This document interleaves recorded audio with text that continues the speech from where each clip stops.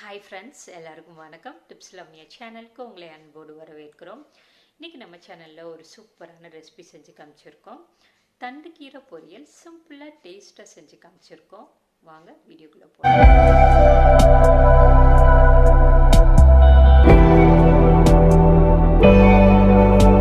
தண்டு கீரை பொரியல் பண்ணுறதுக்காக ஒரு கட்டு தண்டு கீரை எடுத்து வச்சுருக்கேன். இதோட வேர் பகுதியெல்லாம் கட் பண்ணிடலாம்.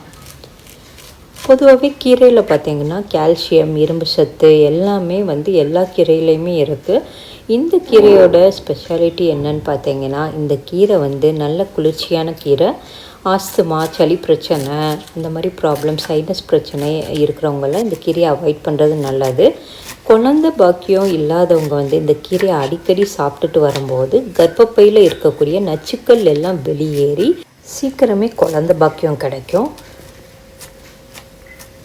இந்த கீரையை எல்லாத்தையும் நல்லா கட் பண்ணதுக்கப்புறமா கீரையை 2-3 தடவை நல்லா அலசி எடுத்து வந்துடலாம். நல்லா அலசும் போது தான் மண்ணெல்லாம் போயிடும். அலசி எடுத்து வச்சுருக்கேன். அடுத்து பொரியல் பண்ண ஆரம்பிச்சிடலாம். அடுப்பில் ஒரு பேன் வச்சுட்டு இதில் 2 ஸ்பூன் எண்ணெய் ஊற்றி எண்ணெய் நல்லா காஞ்சதுக்கப்புறமா 1/2 ஸ்பூன் கடுகு, 1/2 ஸ்பூன் சீரகம் போட்டு பொரிய விட்டுறலாம். ஒரு காஞ்ச மிளகாய் போட்டுடலாம். 5-6 பல் பூண்டை தட்டி எடுத்து வச்சுருக்கேன். அதை போட்டுட்டு இது கூட ஒரு பெரிய வெங்காயத்தை போட்டு நல்லா வதக்கி விட்டுறலாம்.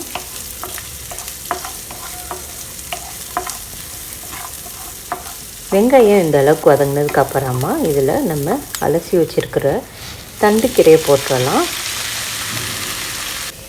கீரையை போட்டுட்டு எல்லா பக்கமும் நல்லா வதக்கி விட்டுக்கோங்க. அந்த வெங்காயம், கீரை எல்லாமே நல்லா மிக்ஸ் ஆகிறபடி நல்லா வதக்கி விட்டுறலாம். இல்லை கொஞ்சமாக தண்ணி தொளித்து வேக விட்டுருவோம். எல்லா பக்கமும் நல்லா மிக்ஸ் பண்ணி விட்டு வேக விடுங்க. தண்ணியெலாம் நல்லா வற்றட்டும். தண்ணிலாம் வற்றி கீரை நல்லா வெந்துடுச்சு. இப்போ இதில் கடைசியாக இந்த ஸ்டேஜில் தான் உப்பு போடணும். தேவையான அளவு உப்பு போட்டுட்டு மேலே கொஞ்சம் தேங்காய் துருவலை தூவி விட்டு கிண்டி விட்டு ஸ்டவ் ஆஃப் பண்ணோம்னா நம்மளோட தண்டு கீரை பொரியல் சூப்பராக ரெடி ஆயிரும்.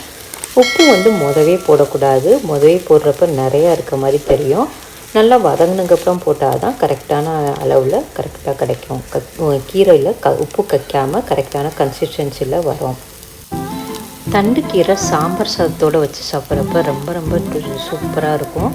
உங்களுக்கு இந்த வீடியோ பிடிச்சிருந்துச்சுன்னா லைக் பண்ணி கமெண்ட் பண்ணுங்கள். உங்கள் ஃப்ரெண்ட்ஸ் கூட நிறைய ஷேர் பண்ணுங்கள்.